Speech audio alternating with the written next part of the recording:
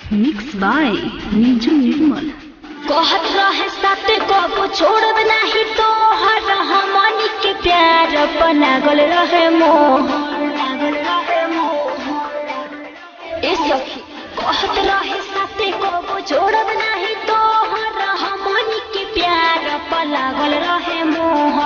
अचके में हमारा के ऊ भूलल हो फलाना के बेटा सखी दिल तुरलस हो फलाना के बेटा सखी दिल तुरलस हो फलाना के बेटा सखी दिल तुरलस हो फलाना के बेटा सखी दिल तुरलस। Rishabh recording studio Simra.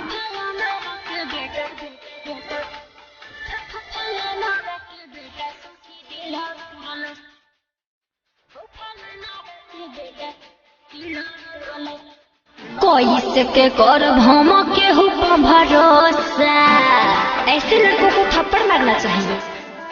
हमारा वो दिलवा के कोई दिल से खोखा, वो मिलेगा तो जरूर बताऊंगी कि प्यार क्या होता है। हाय रे कैसे के करी हम केहू पर भरोसा, हमारा वो दिलवा के कोई दिल से खोखा। बीच रहिया में वो तो मुँह मोरलस हो फलाना के बेटा सखी दिल तुरलस हो फलाना के बेटा सखी दिल तुरलस हो फलाना के बेटा सखी दिल तुरलस। मिक्स बाय नीजू निर्मल।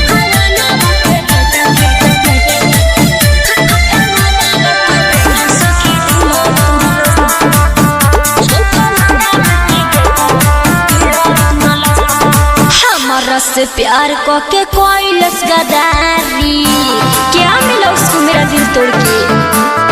पड़ गइल विपत हमारा पर बड़ी भारी, हाय मैं तो लुट गई।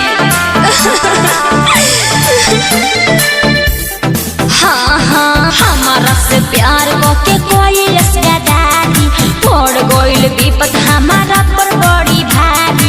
नीचू निर्मल खुशी का कोई लस हो फलाना के बेटा सखी दिल तुरलस हो फलाना के बेटा सखी दिल तुरलस हो फलाना के बेटा सखी दिल तुरलस। जा तोहर ना से हुई।